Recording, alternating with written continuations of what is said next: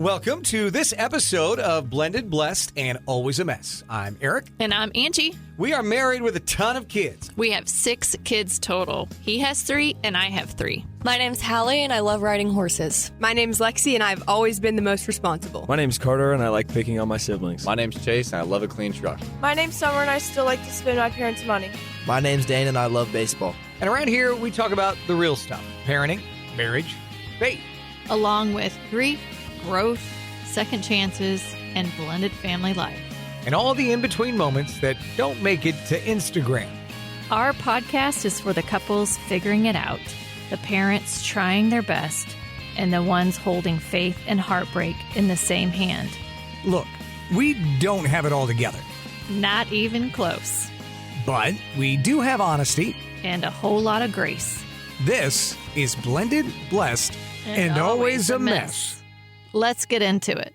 This episode is brought to you by Sevens Boutique, an online shop created by 2 sisters, Angie and Jess, who believe you should walk boldly, dress divinely, and know your significance. At Sevens, you'll find easygoing pieces that are cozy, classy, and made to mix and match. Think relaxed pants, cozy sweaters, and lifestyle sets you'll want to live in. Every item is handpicked with purpose, so you can shop confidently, dress comfortably, and walk boldly. Inventory is small and curated, so if you see something you love, don't wait. Visit sevensboutique.com and use the code PODCAST10 for 10% off your first order. www.sevensboutique.com. Walk boldly, dress divinely, know your significance. 5, 4, 3, 2, 1. Go. That's this week's episode of Blended, Blessed, and Always a Mess. We are off and running with a prompt from author and speaker Mel Robbins, who recently I read her latest book, and it's all about the 5-second rule, which is basically you have to count backwards. Science proves that you can't count up 1, 2, 3, 4, 5, because then you'll just keep counting and not do what you want to do. And so in reading the book, Angie and I were talking about it, and it's actually something that the book is written so that you'll start doing things and creating habits in everyday life and getting out of your comfort zone and overcoming fear and procrastination. But Angie and I were talking about it, and you really can't apply it to marriage, to parenting, to everyday life. And that's kind of what we thought we would talk about today. Yeah, we've mentioned this before on the podcast, I think briefly around this kind of 5-second rule. It's not about like dropping food on the floor and it's okay to eat. It's not that 5-second rule. Not that one, although I follow that rule. Like what I've learned is if it's a hard substance, you actually have up to 30 minutes that you could eat it before bacteria and germs. But anyway, okay.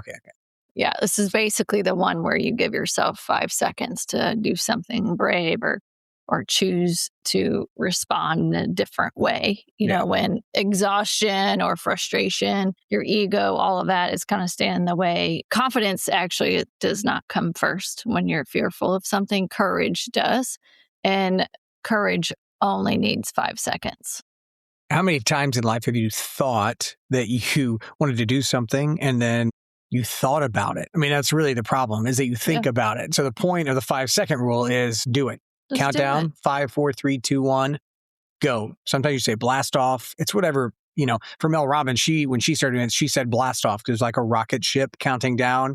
And then you would say blast off. So it's a way to get you to do something you wouldn't normally do, but then it's also a way to get you to pause so that you are reacting in the right way versus like responding in a way that you might regret. So it's just so weird to think about, because I feel like sometimes you do this actually sometimes where you have this big lofty goal and it's like all these things that you need to do in order to accomplish. It's like if you wanted to do a TED Talk.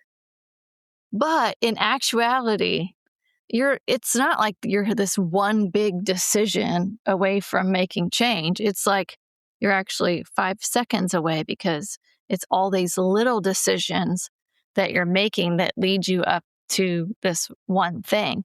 And it's always like, when you cross paths with someone randomly, and it's like, what in the hell? Like all those decisions you had to make leading up to that point to get you guys in the same path to notice each other and cross paths always kind of freaks me out. But I think it goes back to like all these little decisions that you're making. Because a lot of times, like even when we're deciding to do something, like we know what to do. Sure, it's doing it. It's actually that hesitation that gets in the way, or that comfort zone too, because we're all wired to stay in our comfort zone. But what you're called to do, what your heart's telling you to do, is on the other side of that comfort zone. And that's all those 5-second decisions that you need to make to get there. For Mel Robbins and for many people who have started using the 5-second rule, it can change your life. It can change your career. It can change your marriage. It can change your relationship with your kids,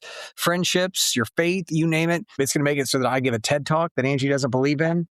That's where that's at. No, Angie doesn't believe that I'm going to give a TED Talk listen, someday, and I'm going to do that. No, that is not. Anyway, that's where we were at dinner last night. the last 2 nights, actually. This has been a 2-night combo now. Both nights, she doesn't believe that I'm going to be able to give a TED Talk. It is true. That's not true. It's not that I don't believe that you could give a TED Talk. It's not that I don't believe you can give a TED Talk. This is what cracks me up. It's that you don't Eric. believe that I'll do the work to get to do the TED Talk. Thank you. But this is what cracks me up about Eric. We were sitting at dinner and he said, I want to be a public speaker. I'm like, aren't you already a public speaker? I'm a radio personality. You speak at events. You're emceeing events. And we had to unpack it to better understand what he was saying. But he wants a larger audience to speak to, and he wants a topic. He wants to do a TED Talk. So this is how Eric rolls. I want to do a TED Talk. Okay. And what do you want to talk about? Crickets. I said I want to be able to help people. And then we got to the topic of somehow it's got to be like me helping people have hard conversations, which requires you being very vulnerable. Listen, but hang on, there was a lot of hard conversations to get to the topic that it was going to be on hard conversations. All right. Right?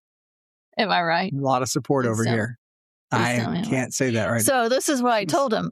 I said, okay, we're not in alignment great. on my TED Talk right now. That's great. You want to do a TED Talk. You have to have something very powerful to say to people. And it has to be something that you're using your own experiences on, and have a guide for people. Like, what can they learn from your TED Talk?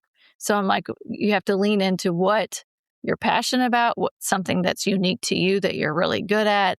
You got to lean into stats and grab people's attention. And so that's where that conversation went to. Like I said, I think one thing that you do that's so unique is you're willing to be so vulnerable. You can't even say it. Okay.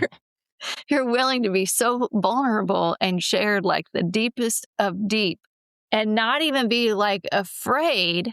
I'm afraid when I say weird stuff. Of like people thinking that that's crazy that you just said that. Most people, that's what I told him, most people are like, hell no, I would never tell anyone that. Right. So it's about vulnerability. Yeah. So I'm like, that's something. Now, why do you do that? Why are you okay doing it? So it's like, it was a good dinner. We are still not quite in alignment. I should have followed the 5-second rule on some of my responses. Thank you. That's why we're talking about this, is because there's times I'm very snarky, and there are times where I should probably go 5, 4, 3, 2, 1. Should I really say that? So the first kind of... I would just say, yeah, you should maybe do that. When it comes to the kids, Angie's very like 5, 4, 3, 2, 1. Let me lift them up and be helpful. When I have a great idea, she's like full on snark out of the gate. So I told her, I said, I'm going to do these things, and you are going to owe me an apology when I'm giving a TED Talk, and you didn't think I could do it. And I said, I will. But listen, this is not that I don't think you can do it. I think you would be amazing at it. I think between giving the TED Talk and your idea of a TED Talk, there's a lot of stuff in between there that sometimes I feel like... Well, that part's not my strong suit. I have to work through the harder part. Yes, that's what you have to do. I said, why don't you write it for me and I'll give it? Piece of cake. That's not the point. What if you're giving a TED Talk... We've already got the ideas. Now I just need a writer. A lot of people hire a writer. And this is why called a ghostwriter. That's why I giggled a little bit when you said you want to do a TED Talk. If I wrote a book, I wouldn't write the physical book. I'd hire a ghostwriter. I would speak my ideas into existence, and they would write the book. So you're at Chat GPT. That's not what I'm saying. Anyway, stay tuned for my TED Talk. 1, the something kind rule is something you can use, and especially with your spouse. For example, Mel Robbins, her marriage was in a really bad place when she started using this. And then she started to use the 5, 4, 3, 2, 1 blast off. Every time she had a negative thought towards her husband, she wanted to be snarky. She wanted to ask why the dishes weren't done. She used that rule to start changing her responses towards her husband. And they've been married quite a while now since then. So big change in philosophy, and the 5-second rule could do that in your own home again with your spouse, your significant other, maybe it's kids. Yeah. It goes both ways. It's like a pause, but also sometimes if you're thinking something nice about your spouse, you should say it. So I'm very guilty of this. But I did say something nice. I love that you have to earmark it because it's not something you do regularly. I think it's great that Angie's bringing this up because she's not regularly. I would say that when it comes to relationships, you're kind of like Big Kenny, your dad. Like, he's not always great with compliments towards your mom. And I think that's maybe where you get it, is that you're not super... I know that. No, I'm very... And Alice right now is like, yes, that's what it is. She got it from Kenny. I do give a lot of compliments. To the kids. Here's what I would tell you. You want me to be real and raw and honest about this? Sure, honey. Why not? Sure. Wait, I should... 5, 4, 3, 2, 1. When people are like overly confident and they don't have a lot of humility, I have a hard time. I don't feel like they need the compliments. So where I tend to always go is, and I have to work on this because I know this is my issue. I am 1,000% all about lifting up women. 1,000%. Yes. I will comment on women's posts, comments like, you look amazing. Because I feel like as women, we're getting way off topic here, but I feel like as women, we are so self-conscious, we lack confidence. And so I see that like in myself too. And so I always try to lean that way. It feels like that a lot of times maybe guys aren't wired that. Now, I know that you need compliments. So what I was going to say is the other day we were on this long bike ride and I was following you and I'm like, damn, his calves are freaking nice. And I thought I should tell him that. So I hollered, your calves are nice. So like, I think the things, I just think. There are women right now that create his calves. What? You do have great calves. I was following you on my little bike. I'm like, well, I should probably tell him that. He would appreciate that. I'm going to be a calf model. I did appreciate it. And here's what I would just say to you is that a lot of people that you think are really confident are just faking it until they make it. It doesn't mean that I believe everything I'm doing is going well. Confidence is key to all things. Sales is a transference of confidence. And so a lot of times I fake that I'm confident in things so that people will feel like I've got my shit together. Yeah. Doesn't mean I do. So feel free to compliment me. It would make me feel better about the journey that I'm on. But count down to 5, 4, 3, 2, 1, and maybe tell your significant other something great or don't say something negative. One of the two. Yeah. Okay, let's shift to... I love it. Let's shift. Parenting. Yes, parenting it is. I could work on this when it comes to certain kiddos that just push my buttons, right? And rather than losing my Shia, I can count down 5, 4, 3, 2, 1. In that, it's a reset where I can breathe for a second and then re-engage said child with something. Now, you can do it, again, in a positive way where you compliment them, because it is a thing of don't wait. Because once you've waited past the 5 seconds, then you just don't do it most of the time. Yeah, this happens to me often, I feel like, not on the patient side of it to count down so I don't lose my shield. That's more probably you than me. I don't really get irritated. But again, kind of what I was talking to earlier, like the hug your kid, apologize if you as a parent messed up or feel bad about something. Like also put your phone down. So those, like for me, those are things that I'm guilty of, you know, especially boys, like they don't want to be hugged, but there's times like I do want to give him a hug. And so I hesitate and I should just give him a hug, even if he doesn't want me to give him a hug, because I think he's a young man. He doesn't need his mom. But even the whole put your phone down, like I feel like sometimes that's really all you need to just like lock in with them and connect in a short time, because 5 seconds of presence can matter more than 5 hours of distracted parenting. So it's like consciously like count down to, I'm going to lock in and be really present, and I'm going to give him a hug, even though he doesn't want me to give him a hug. I love it. And that's what I was going to say. Moms and even dads, give your kids, and especially your sons, a hug. What did Hallie tell me all the time? You She would always say, she's like, you were not hugged enough. You were not hugged enough. And I was not hugged enough. And so I take the opportunity to hug my boys, even though I know it makes them uncomfortable. Isn't that hilarious, though, by the way, that she said that right out of the gate? Oh, yeah. Hallie's like, you did not get hugged enough as a child. And I was like, I didn't. No, 100%. I needed more hugs. And so I give them to all the kids, and the girls, well, Summer doesn't always like to get them. But the boys, I give them to. And then because I'm being a jerk off dad, I hold it like an extra second too long just to make them uncomfortable. Yeah, that's the awesome. Awkwardness. It's like, this is way too long. That part I do on purpose. It's kind of fun for me. So, but take the time and do that with your kids. Hard conversation. We've talked about it. I think that's part of my TED Talk. Let's just get that out there. But you've got to be able to say uncomfortable things to your spouse. We talked about before. See, that's what I'm doing. I'm saying uncomfortable things. I'm good at this one. This 5-second one, I'm good at. We talked in the past about when I turn the light on at night when we're in bed, she knows we're going to have a hard conversation. She doesn't always like that, but it's important. That's not necessarily something that I feel brave about in the moment. I'm just like, I got to do this. And so if you say 5, 4, 3, 2, 1, one of the things that you can do with that is you can avoid bigger fights. Because what do we do in relationships? You hold tight to it. We store it in.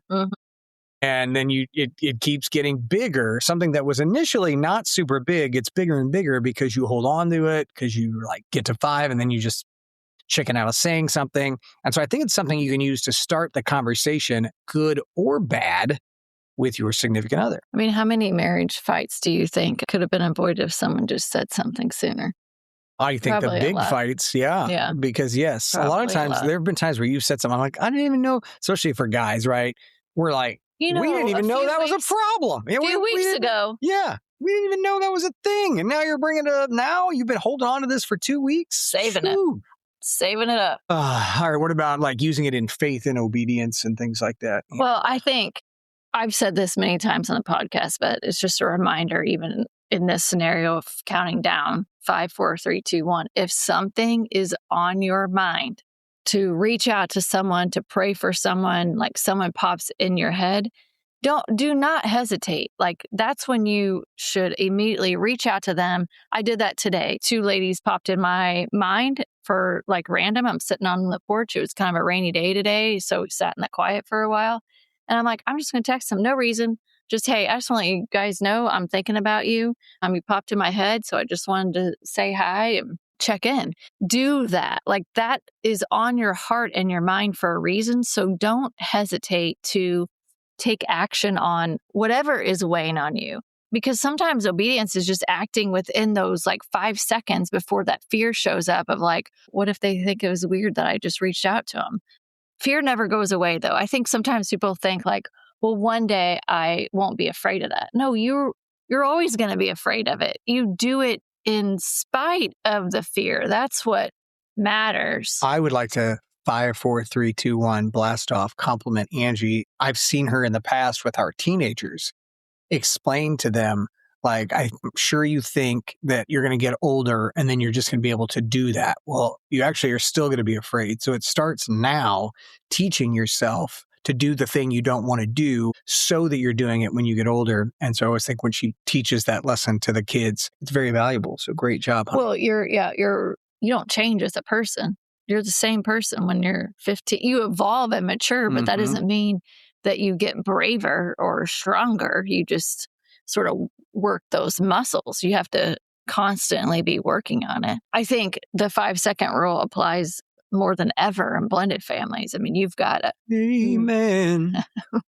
massive complexity trying to co-parent. We've got multiple co-parenting situations. And I think in this aspect of the 5, 4, 3, 2, 1, in my mind, it means assume positive intent. Like every time, assume positive intent on most of the time when you're co-parenting, it's texting. back and forth. And those texts can be interpreted a million different ways depending on how you're feeling that day. I feel Especially like if you're reading like that is exactly why I divorced that person. Then that's not a good thing. I mean, you're not going to, your default is frustration, I feel like, because it's hard and it's complex. And I think applying that 5-second rule to co-parenting is a big difference between reacting to something or just responding to something. It's that difference between friction and assuming positive intent and keeping kind of the peace of it all. Yeah. And then one of the things that really Mel Robbins talked about this a lot in the book, the 5-second rule, is just do it anyway. I mean, it's really a rule that you can use to do things that you've thought about, or maybe you're just thinking about for the first time. So we've already talked about showing up for your spouse. Maybe it's getting a workout in. I usually in the morning, if I want to do a 5:30 a.m. workout class, I don't like getting out of bed that early. And so she references this in the book regularly. A lot of people use it to get out of bed in the morning. Your alarm goes off. You don't hit snooze. It's 5, 4, 3, 2, 1, blast off. Just get up. And honestly, I was reading the other day, you should never hit your snooze. I don't know that this was in this book or something else I was reading. It's a different book. Okay, I was reading something and it was talking about never hit snooze because our body goes into these sleep cycles and 90 minutes is like the minimum sleep cycle. So when you wake up and you've been asleep for, even if it's like 3 or 4 hours, your body has completed a sleep cycle when your alarm goes off. Now, if you hit snooze, 9 minutes later, your body's re-entered a sleep cycle that you've completely short-circuited because you're nowhere near the hour and 30 minutes. And so you get really, like you're really groggy and your day is delayed because your brain's not functioning at optimal capacity. But if you just hop out of bed when your alarm goes off, you're going to have the most productive 3-4 hours of your day right then. So 5, 4, 3, 2, 1, blast off. And it's gotten me out of bed several mornings for that early morning workout class. Yeah, I would say motivation isn't required. Like, I don't know if you have to be fully motivated, but I think you have to just ensure that you move. Movement is required. You have to just get up and go do the things. And you may not necessarily feel motivated, but do it anyway. Do it anyway. 4, 3, 2, 1. I just want to tell you, your hair looks amazing. Thank you. I didn't even wash it today, so yeah, it's really curled it. Really good. Thank you. Are there so any? Does your hair. Your hair looks really good too. We just had this conversation before we came on. If you're watching the YouTube, I was like, I look so old. And she's like, no. And I was like, yeah, no, all this gray hair. And she was like, I like the salt and pepper. But it's funny. We've been together now going on. This is our 7th year together. And in September, I found some old pictures and videos. When we started dating, all this hair was black. I was very few gray hairs at that time. Wow. Yeah. What is happening? Listen, we've been through a lot. We have been through a lot. Earned every one of those gray hairs. Amen. Amen. Oh my gosh. So if you're listening and you're in a relationship, just kind of wrap today with just some fun 5-second challenges that can be easy for you to start applying at home. So like, let's say that maybe somebody's not great at apologizing in a relationship. Angie. And all of a sudden, she just 5, 4, 3, 2, 1. I'm sorry. Yeah. I love you. I could. Do you feel like that's? I just don't feel like I mess up that often. But got it. So it's very hard for me. It's very hard for me to apologize, but I do need to work on that. I mean, it is hard when you're that perfect. It's also hard to say like I love you when you're mad after a disagreement. It's hard to let go of that. I'm very much like, hey, I screwed this up and I'm sorry. How can I make it right? Meanwhile, sometimes she wants to be mad about it. Timmy Tough Knuckles over here. Timmy Tough Knuckles. I can say. Timmy Tough Knuckles. Oh my God. I heard Chase say that one time. He was driving his truck and he passed someone and he was like, oh, Timmy Tough Knuckles over there. And I'm like, what?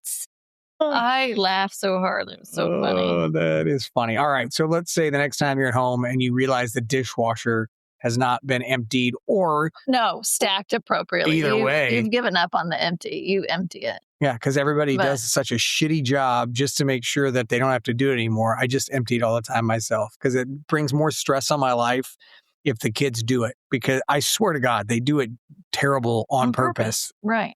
Because they know you'll do it. But that to say, the next time somebody's loading the dishwasher incorrectly, because as we know, there is a right and a wrong way to load your dishwasher. Maybe just 5, 4, 3, 2, 1, breathe, and don't say anything about how the dishwasher is loaded. Just redo it in silence. Sometimes love is just reorganizing the dishwasher in silence and not even making a big deal about it. I would agree. This is something that is an annoyance that I need to use the 5, 4, 3, 2, 1 rule on it. I feel like we can't hear anymore. I can't hear anymore. And I'm sorry. I feel like half the time it's like, what? What did you say? I've being in radio for the last 30 What'd years. You say? I've noticed the last year and a half, I guess having headphones on almost every day, I don't hear well anymore. And what it is it's like whenever there's outer noise, especially if you put me in a crowd, but yet I'm trying to have a conversation with you directly, I have a hard time hearing the person I'm listening to. You're used to the noise going straight into you. I think it's so. muffled all the time. I don't know. So maybe it gets harder to mute it. I don't know. I'm sorry that's frustrating. I'm going to have to use the 5, 4, 3, 2, 1. Don't say I just said that, or don't say you need to get your hearing aids sooner rather than later. I'm just going to keep that in. Yeah, that'd be... That's a good one. Is it? Helpful advice trap. Yeah. I get frustrated and I do need to work on this one. Stuff. Even our kids, they vent. I do this too. It's like we're both problem solvers. Yeah. We both want to fix it. So when someone's venting, talking about stuff rather than just listening and knowing it's not my problem to solve, I'm trying to think, what should I suggest? What could they do? And that gets on their nerves. But then Aric also tries to do it to me. I do. I'm like, here's what I'm trying to get better at just listening. I have a long way to go in that regard. But 5, 4, 3, 2, 1. Wow, that sounds frustrating. I'm sorry to hear that. That's all you got to say. It, yeah. Letter B. So you could work on maybe if I'm talking about sports or concerts or things like that. What could you maybe? No, I mean, that's an area when you're in a relationship when sports is not your thing, but it's a lot of other people's thing. And so it's the conversation 85% of the time. Snarky. Is to, instead of saying, I stopped listening 10 minutes ago, I could just say, okay, that's so interesting. You could be like, wow, that's great. Thanks for sharing that. Cool. I'm excited for you. Yeah, I'm happy. Or I'm sorry Mizzou lost. Yeah, there you go. See, I was paying attention to that. Yeah, that was frustrating. Yeah. And then finally, the nothing's wrong moment, right? Whenever you're like, hey, is something wrong? Something bothering you? No. Now, here's the thing, guys. If you haven't learned this already, I learned a long time ago. Whenever your significant other says it's fine, it's not fine.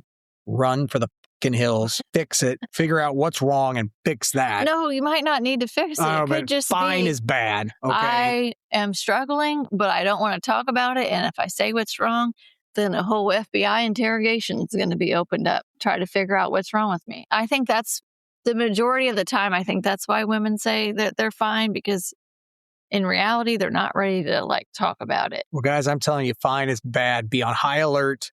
Get your defense shields up and be ready to get involved, because fine is not what you're looking for. 5, 4, 3, 2, 1 response to that is, hey, I'm always here if you want to talk about it. I love that. That's good. And that's it. Good advice, it Angela. means that you care, but you're not going to pry and you're supportive. I think what we're learning today is that marriage isn't always about saying the right thing. No, it's more about counting down so you don't say the wrong thing. That's fair. 5, 4, 3, 2, 1. Blast off. All right. That's it. That's it. Should we go to dinner? I'm starving. It's date night at Hallie's house. Yeah, it's been a nice week of date nights for us. And so we're going to go to dinner. We are grateful to have each and every one of you listening and engaging, interacting with us. We did take a nice bike ride last week when we were down at Hallie's house. You can check that on our socials. And if you ever come down to 30A, reach out to us for lots of tips. But have a wonderful week and God bless. Thank you for listening to this week's episode of Blended, Blessed, and Always a Mess. Lexi and Hal, take it away. I'm Lexi. And I'm Hallie. Have a great week. Or have the week that you deserve. That was perfect. God bless.